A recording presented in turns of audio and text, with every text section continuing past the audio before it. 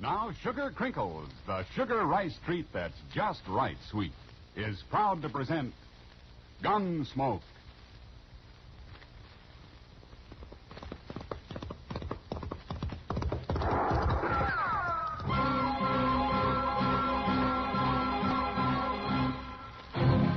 Around Dodge City and in the territory on West, there's just one way to handle the killers and spoilers, and that's with a U.S. Marshal and the smell of gun smoke.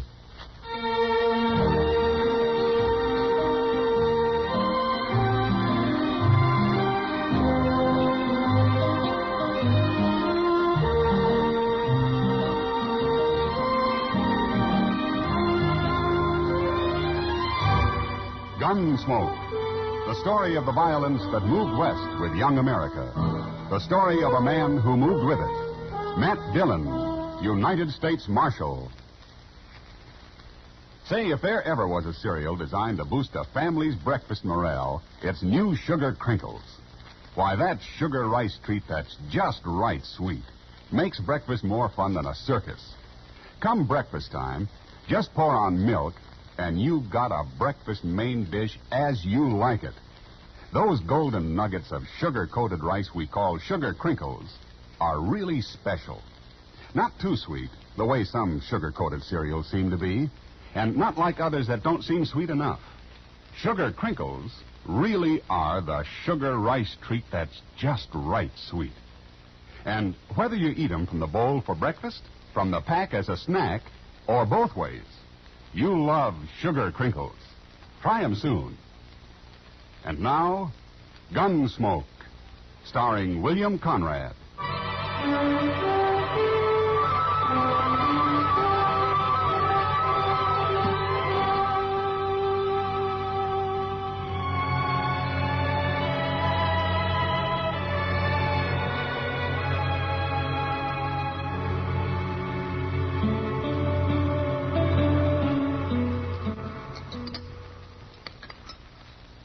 One thing about Dodge being quiet like this, there's time for fishing. Beer, steak, and catfish stew makes for a good supper. You two are going to be sick, stuffing yourselves that way. Well, now, Kitty, Chester spent all day catching these fish. He's got a right to eat what he wants. I've heard of people who go to bed with an aspidity bag around their necks when they eat too heavy. I'd rather be sick. Oh, it's not so bad. Once you're used to it, it kind of lulls you to sleep. More coffee, Miss Kitty? No, thanks, Chester. It's late. I'd better get back to my place. You're a good cook, Chester.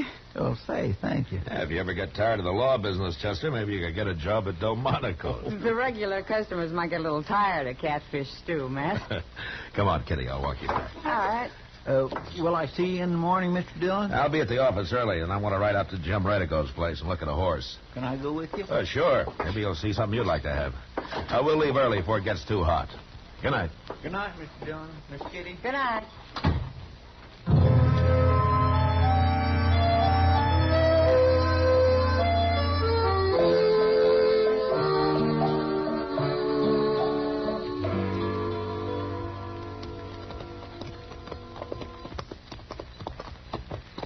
Redigo's place is going to look kind of nice. All them trees growing up around the house that way. Hey, he's done pretty good in a year's time. Of course, it's a long way out of Dodge. You need space to raise good horses, Chester. Yes, sir, I know, but it must get mighty lonesome out here. I don't think that bothers Jim much. Looks from here like his corrals and cat's pens are empty, Mr. Dillon. Well, maybe he's moved his horses out to get the last of the summer grass. You got any special horse in mind? Well, the last time he was in Dodge, Jim was bragging up a sorrel stud he's got. Might take $30 for him. Well, good horses come high, Mr. Dillon. Yeah. Well, let's pull up here. The horses will stand.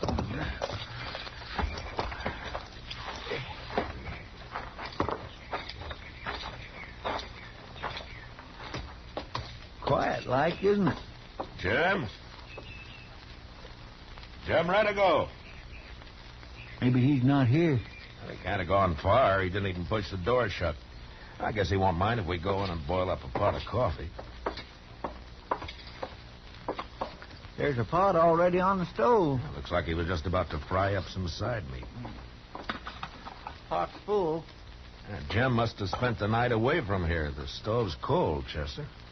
Well, maybe he ate early this morning. Now, this stove hasn't been lit for longer than that. A man doesn't leave side meat lying uncooked in a skillet. It sure don't figure, Mr. Dillon. No. I ain't armed, mister. Don't shoot. What? Don't shoot me. But nobody's going to shoot you, old man. Well, come on in. I seen you ride up. I was hiding out back. Well, who are you? I'm Jed Cuff. What are you doing here? I worked for young Jim Redigo, but not anymore. What are you talking about? They come riding up and they killed Jim. 2 nights ago it was. I was hiding, but I got hungry and I come in to get something to eat. Redigo's dead? Laying dead against the water trough out back. They shot him. Can I eat something? Who shot him? The men who come to take the horses. They killed Jim and then they run his horses off. Jim tried to fight them, but it was 2 of them against the 1 of him. Well, I thought you were here. I run away. I was scared. Cold coffee is better on the empty stomach. He's plumb out of his head, Mr. Dillon. Yeah. Old man. Jed Cuff, that's me. Well, show us where Jim is, huh? I ain't a brave man, mister. I run away from all them guns. That's okay, Jed. You'll just take us to Jim. Out back. That's where he's laying. I'll show you. But before he died, mister, Jim killed one of them horse thieves dead. He's laying out here, too. You think this old man's telling the truth, Mr. Dillon? Well, as straight as he can remember it, Chester. It's just that he's old and not very bright anyway. There he is. There's Jim. There's the other fellow laying right where Jim shot him out of his saddle. Jim was a fine boy. But I was scared, and I run out the back way and hid where they couldn't see me. Jed, did you know these 2 men? Had you ever seen them before? No, mister, I never. Chester, see if you can find a shovel.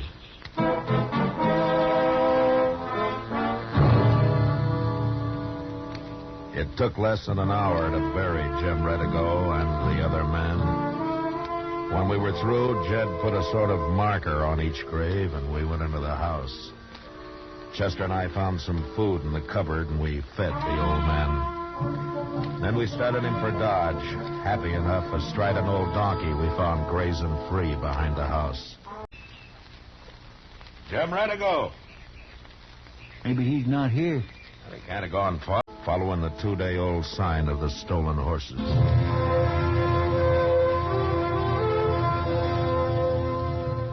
About sundown, we saw a long column of riders moving towards the north.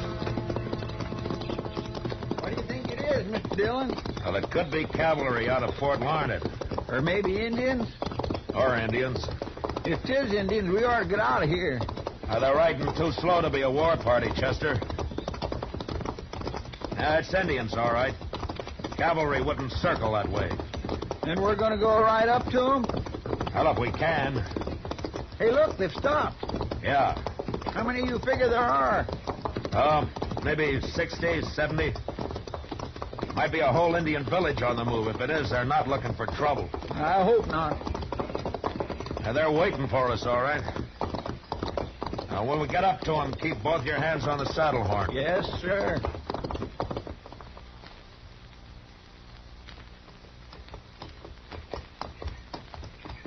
All right. Heads up. Yes.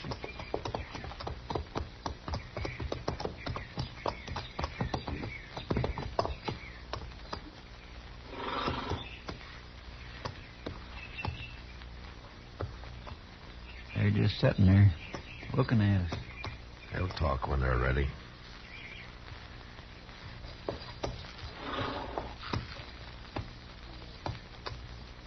I am Quick Knife. My name is Matt Dillon. My braves and I have watched you come. You are looking for the white man. That's right. The white man sold us horses. Our squaws ride them now. He stole those horses from another white man. We bought the horses with gold. He killed a man when he stole. You have come to take back the horses and punish the man. Yeah? The horses you cannot take. The man you must find for yourself. The horses are ours now. There are 2 of you, and many of us. All right, Quick Knife. What about the man? He left the horses with us and rode west. His name is Tebow. How long ago? Not long. He knows someone is following him, and he is afraid. His trail will not be hard to follow. Thank you, Quick Knife. Chester.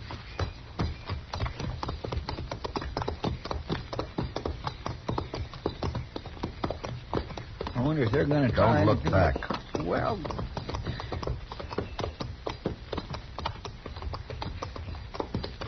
Now, what were you going to say?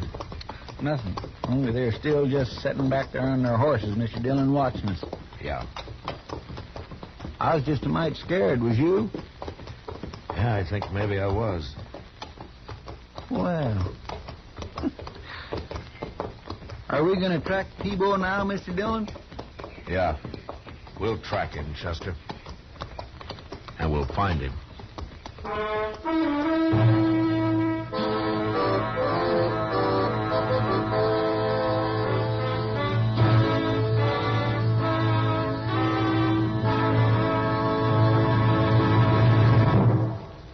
If your family is getting weary of the same old breakfast cereal every morning, time to retire it and introduce him to New Sugar Crinkles.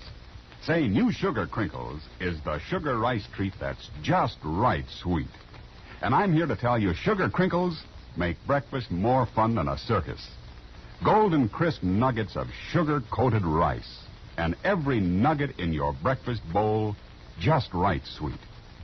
Forget your experience with sugar-coated cereals that seem too sweet, and with others that don't seem sweet enough. Treat yourself and your favorite family to New Sugar Crinkles at breakfast time and snack time, too. For your breakfast or a snack, you love Sugar Crinkles.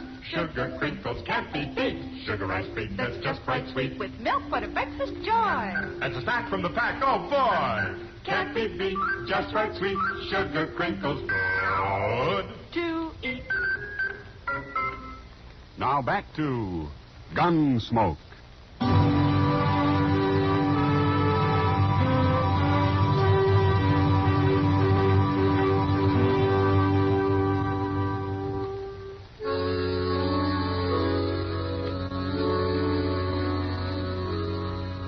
Soon after we left the Indians, night came, and we couldn't track Tebow any farther. The next day, we rode hard, following his trail towards the west. The prairie stretched out gray and green before us. And several times out on the horizon, we saw puffs of dust rising. We knew Tebow was somewhere ahead of us. He must have been riding a good animal, because when dusk came, we hadn't closed in on him. It was dark when we spotted a nester's cabin and pulled up. You think maybe he's hiding out in there, Mr. Dillon? Yeah, he could be. Just keep your eyes open. Well, but who knows? We can't track him at night. Don't you think maybe he'd just keep it going? Well, any man's got to sleep and eat sometime, Chester. Yes, sir, that's true.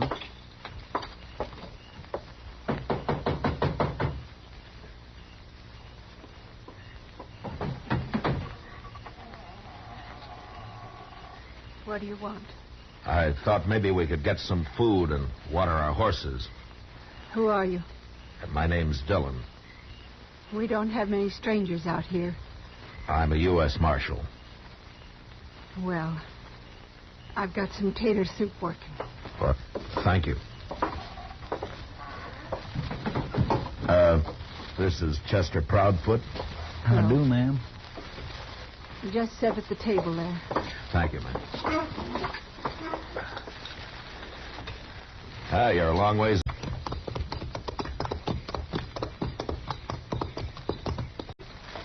You're a widow woman? No, it's just the boy that died. Maybe that's why my man and I stopped here. He built this place. Here you are. Thank you.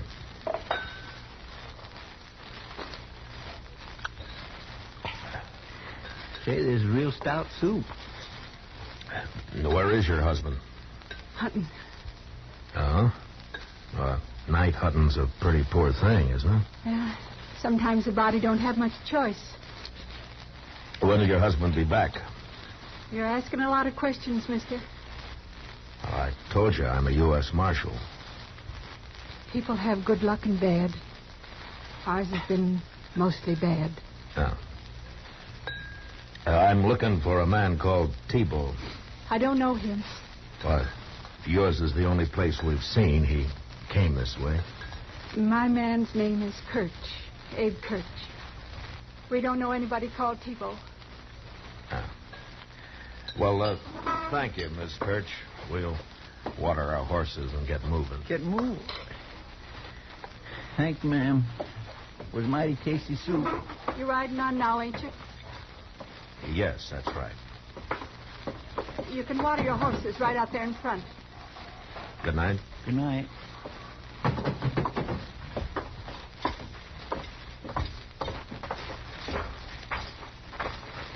Well, one thing, she wasn't too talky of a woman, at least. Well, living out here so long, maybe she's lost her habit. Yeah, maybe.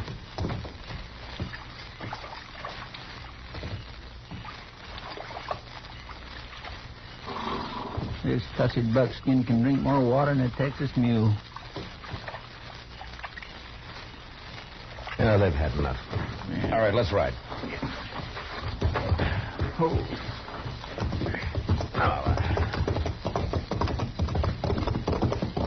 Mr. Dillon? Huh? Soon after we left the Indians, night came, and we couldn't track Tebow any farther. Chester. Yes, sir, Mr. Dillon. All right, hold up. Oh. Now, let's get these horses hobbled. Oh, I think they'll stand, Mr. Dillon. And I want to make sure they do. Yes, sir.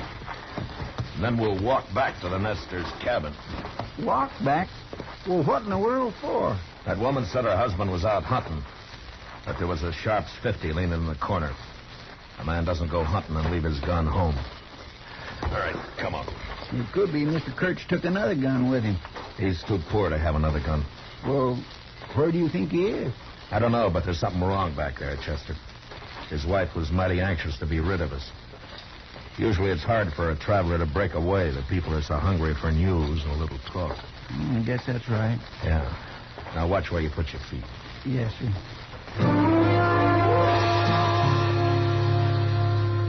It only took a few minutes to make our way back to the Nestor's cabin, where a pale light showed through the chinking and under the door. Some 30 feet short of the cabin, we stopped. We could hear voices inside.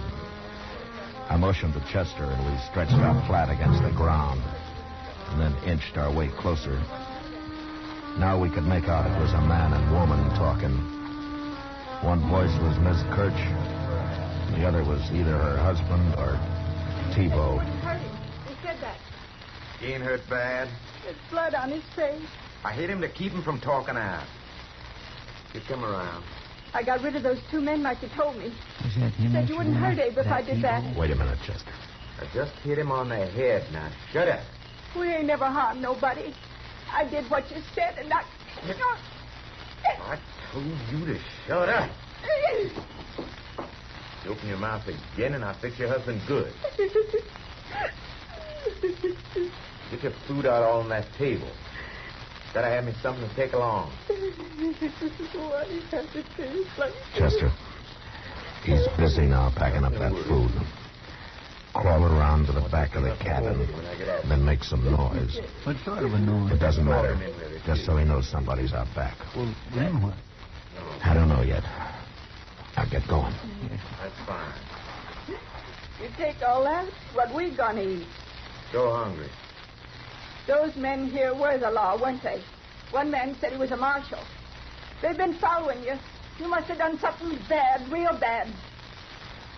I killed a man who talked too much, woman. And I just... Someone's out back. Please, don't shoot him. I'm going out. Don't you make a sound or I'll come back for you.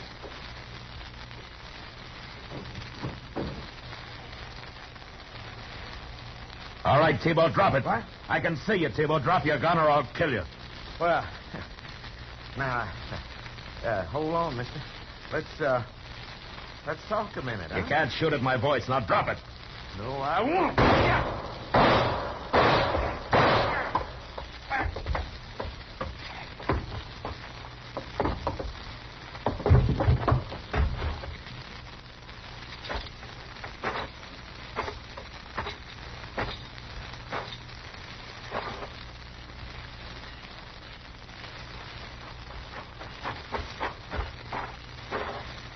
Everything all right, Mr. Dillon? Yeah, sure. Kind of too bad you had to kill him. But then they'd have hung him for a horse thief anyway. Yeah. And he killed Jim Redigo, too, Mr. Dillon. Forget it, Chester. Yes, sir. Now, we better get into the cabin. There's nothing we can do out here.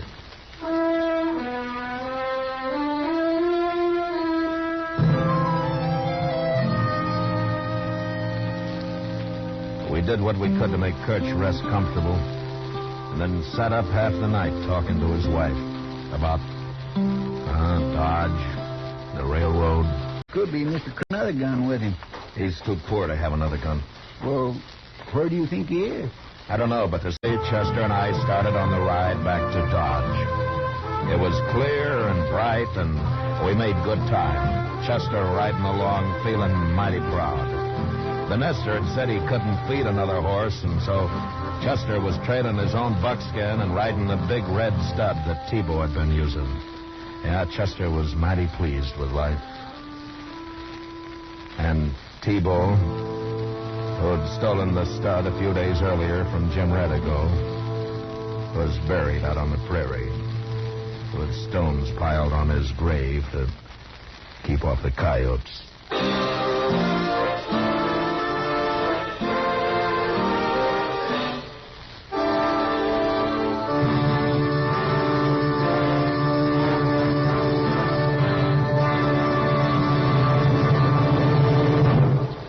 In just a moment, we'll tell you about next week's adventure on Gunsmoke.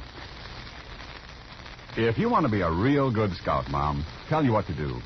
See that your whole tribe sits down to Post Toasties for breakfast in the morning. What a way to start the day for every big and little Indian in your wigwam.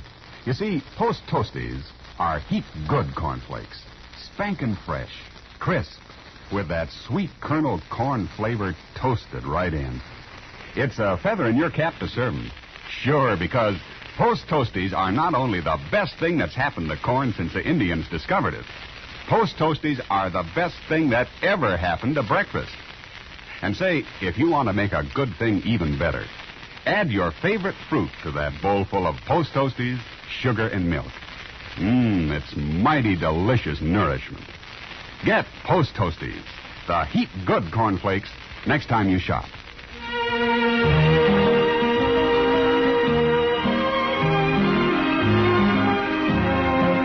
Gunsmoke, under the direction of Norman MacDonnell, stars William Conrad as Matt Dillon, U.S. Marshal. Tonight's story was specially written for Gunsmoke by Norman MacDonnell, with music composed and conducted by Rex Corey. Featured in the cast were Helen Cleve, Ralph Moody, James Nusser, and Paul Frees. Parley Baer is Chester, and Georgia Ellis is Kitty. Ken Peters speaking. Join us again next week as Matt Dillon, U.S. Marshal, tries to prevent mass murder during his fight to bring law and order out of the wild violence of the West in Gunsmoke.